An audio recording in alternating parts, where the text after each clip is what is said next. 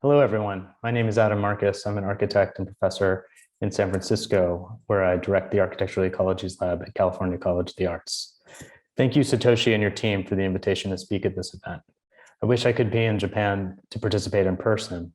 The theme Return to Nature is very much aligned with my work and interests. As an architect, I often look to Japan, particularly the visionary work of the metabolists, as a model for how we might direct technological capacities towards environmental regeneration and towards broader good. I think this ethos of hopefulness and optimism, even in the face of vast ecological challenges, is very much present in this event, and I'm grateful to be a part of it. I've titled this talk, Data, Material, and Ecology. And I'm going to present today a selection of both commissioned work and research projects that explore the overlap of computation, digital fabrication, and ecological engagement. Ecological philosopher Timothy Morton has written extensively about what he calls ecological awareness, the notion that we might embrace a less hierarchical understanding of the world with humans at the top, and recognize that we exist together and inextricably with other species, whom he refers to as non-human people. Engaging with multiple species has become central to much of my work, not only as a way to align human interests with those of other species in the broader ecosystem, but also as a way to build awareness and empathy about broader environmental issues. Here in California, I direct an independent architecture and design practice called Variable Projects. And with Molly Reichert and John Kim, I am also a partner in Futures North, a public art collaborative based in Minneapolis. I'm going to start with a couple projects from my professional practice that explore the relationship between data, the environment, and public engagement.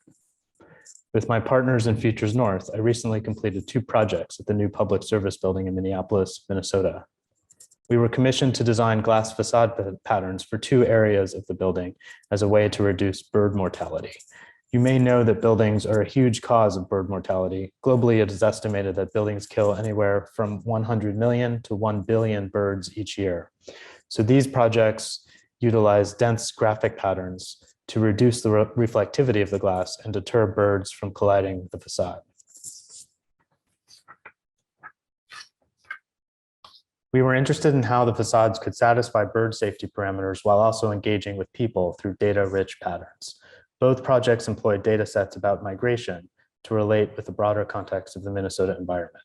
On the 10th floor, which is called Lines of Flight Avian, the pattern is generated by bird migration data of the Minnesota loon, the state bird.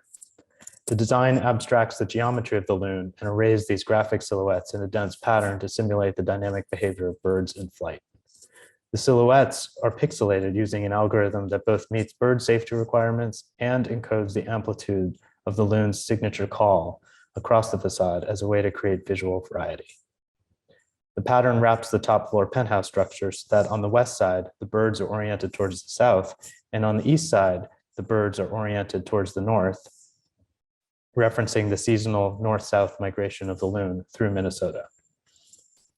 Here you can see some interior views where the pattern creates dynamic effects of light and shadow that change throughout the day and the year. The larger design on the 2nd floor, called Lines of Flight Human, looks at the history of human migration to the land which is now called Minnesota.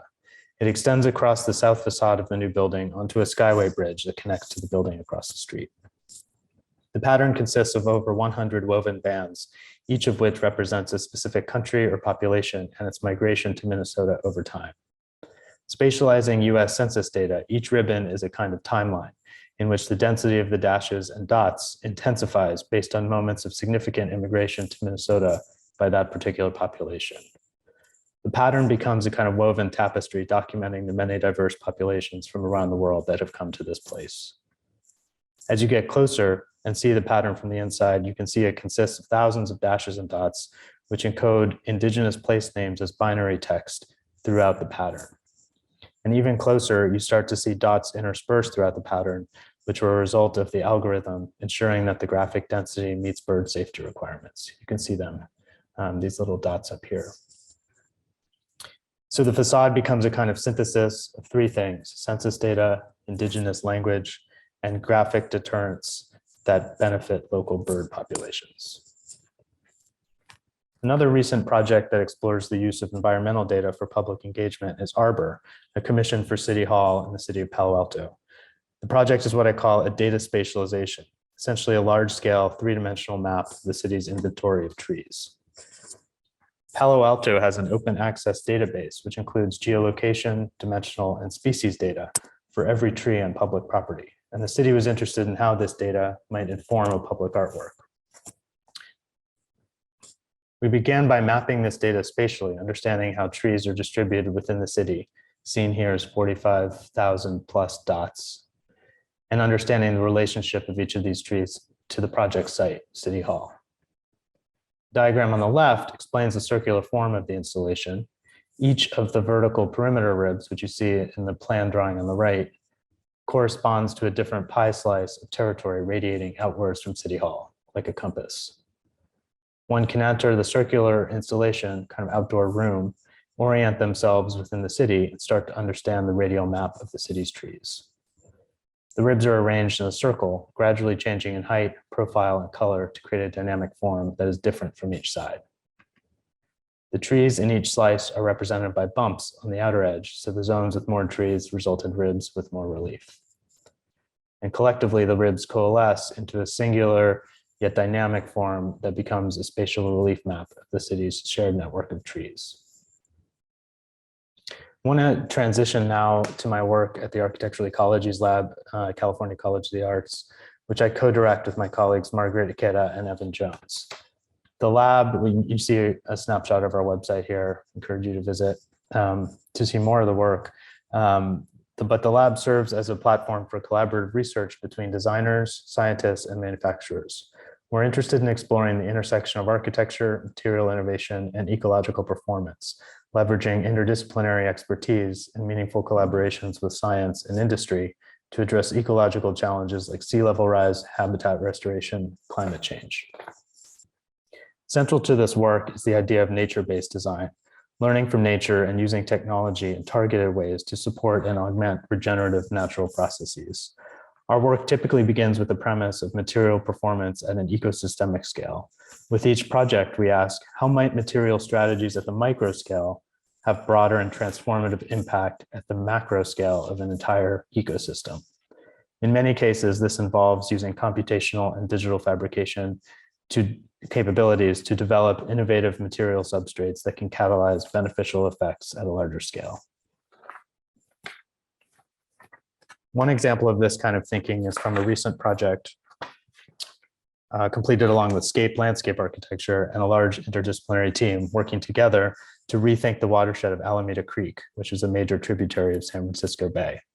Here you can see an aerial view of San Francisco Bay with San Francisco and the Golden Gate up here, and our site, Alameda Creek, down here in the southeastern part of the bay. The larger ambitions of the master plan involve recalibrating water and sediment flows through this creek to enhance its role as a habitat for both humans and non-human species. Currently, the creek exists as an engineered flood control channel, and our project aims to reimagine what a more ecologically productive flood control infrastructure might look like.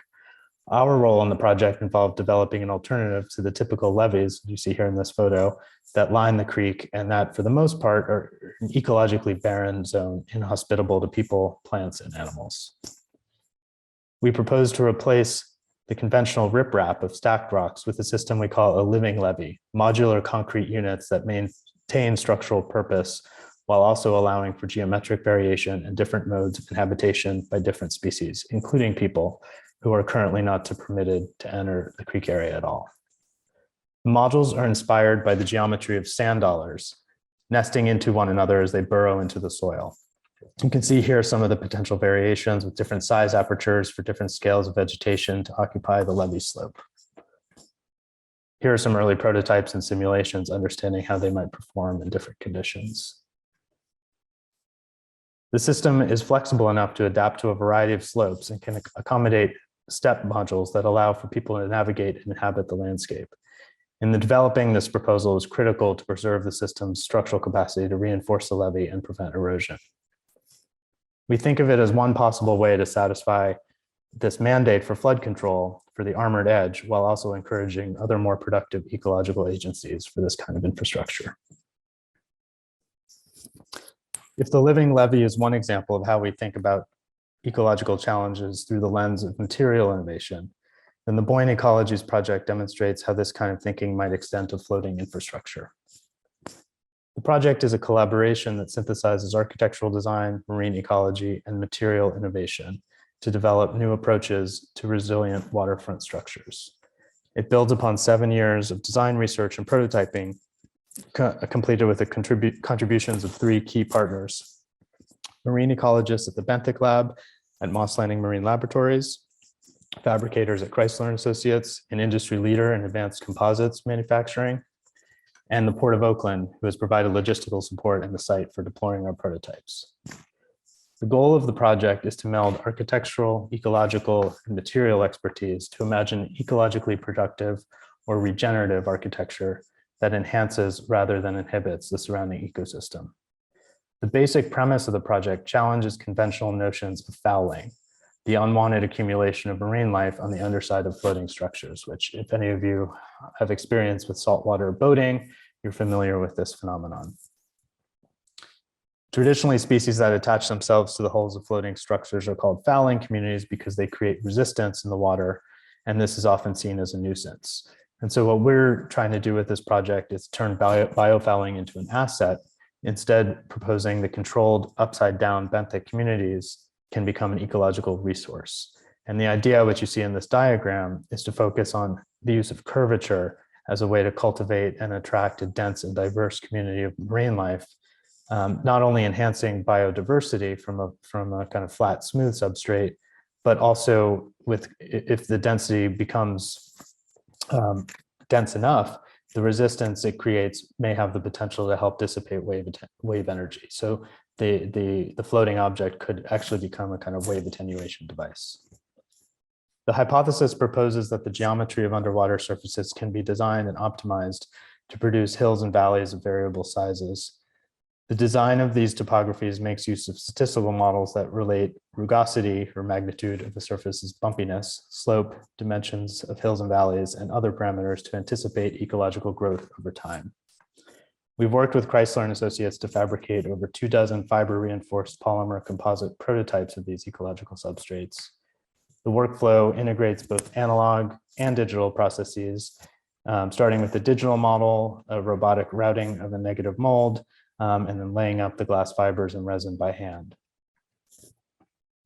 FRP composites, often used in sailboats and other watercraft, is lightweight, strong in curvature, and corrosion resistant, ideal for marine applications.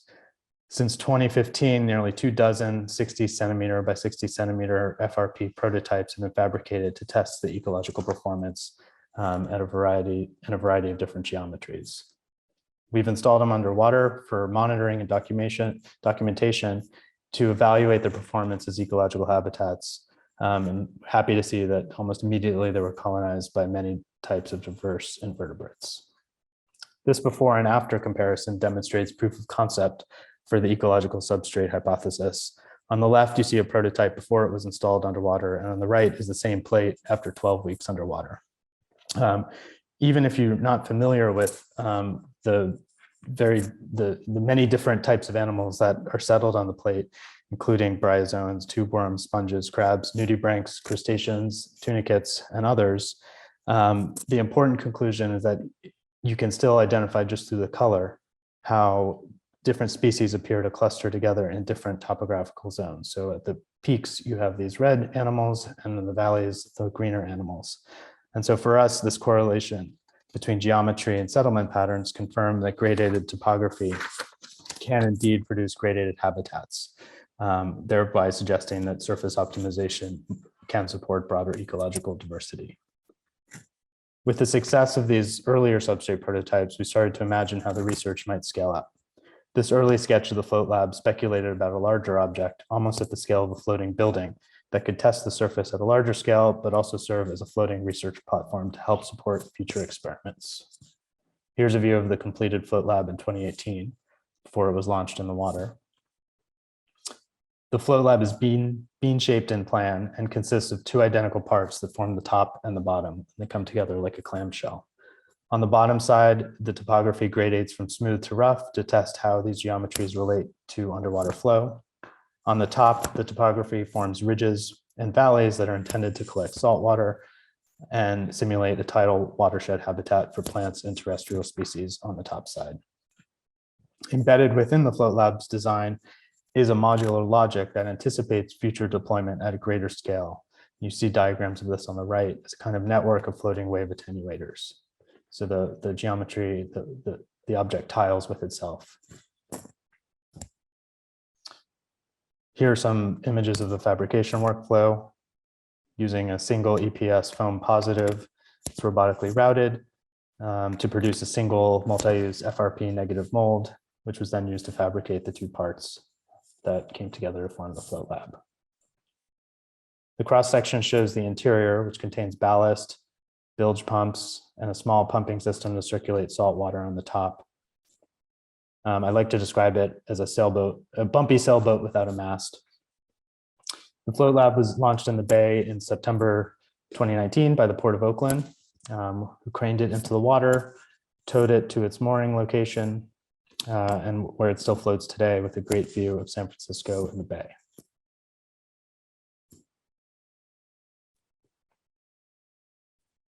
Here's some video of the Float Lab shortly after its deployment, so you get a sense of its scale. It's about the size of a small car, 4 meters by 3 meters, more or less.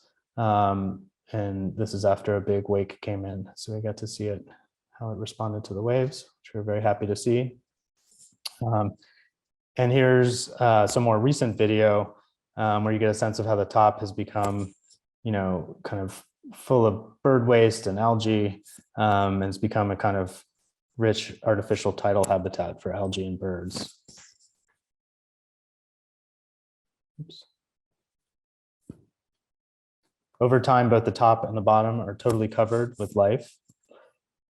And in this recent video of the underside, you can see how the substrate is completely covered with marine invertebrates and all sorts of diverse species. This is the kind of large mound under the bottom. It can be hard to get good video footage underwater because the current is so strong in this location that the water is not always so clear.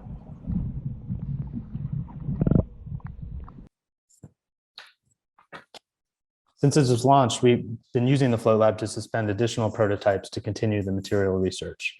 We call these ecological habitat columns and are particularly interested in experimenting with natural materials that are not petroleum-based.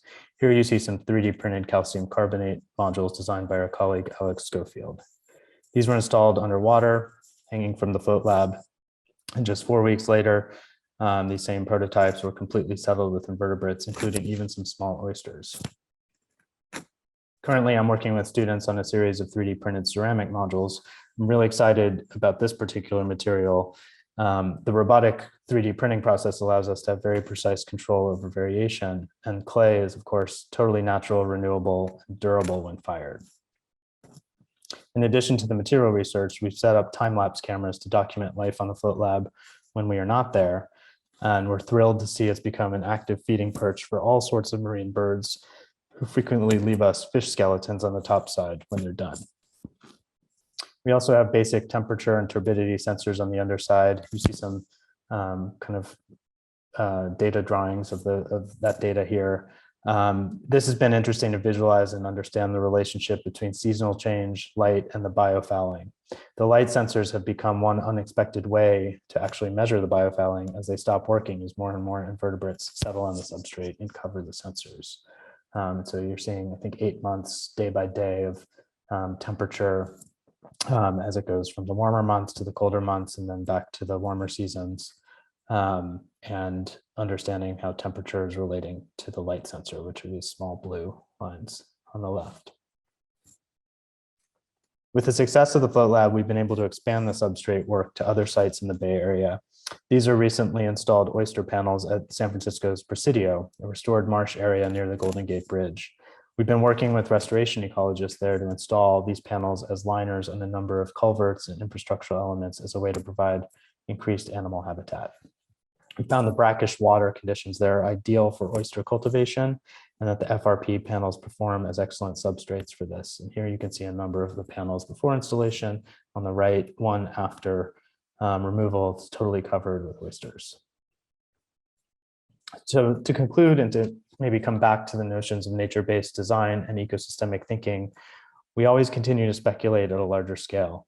This drawing imagines an enlarged float lab, a floating architecture that can engage productively with the surrounding ecosystem, an architecture that leverages technology for things like water recycling and aquaculture, but also an architecture that relies on an idea of cohabitation, humans living in concert with non-humans, contingent upon one another for ecological resilience. Even though we're focused very much on the material scale and one-to-one prototypes, we're always speculating this way, how the system might scale up, in this case to a cluster of float labs, a chain of floating islands, and maybe eventually a network of floating breakwaters that might simultaneously provide diverse habitats for marine species, while also helping to protect vulnerable human communities on the shoreline from climate events and the effects of sea level rise. It's in this regard that I think we can design and make optimistically, even as ecological challenges persist, finding ways to leverage human innovation in design, computation, and manufacturing that are motivated and informed by the needs and the desires of the broader ecosystem. So thank you again for the invitation to share this work. I hope next time I can be there in person. Please feel free to contact me or follow us at any of the channels shown here. And we're always looking for new partners and collaborations.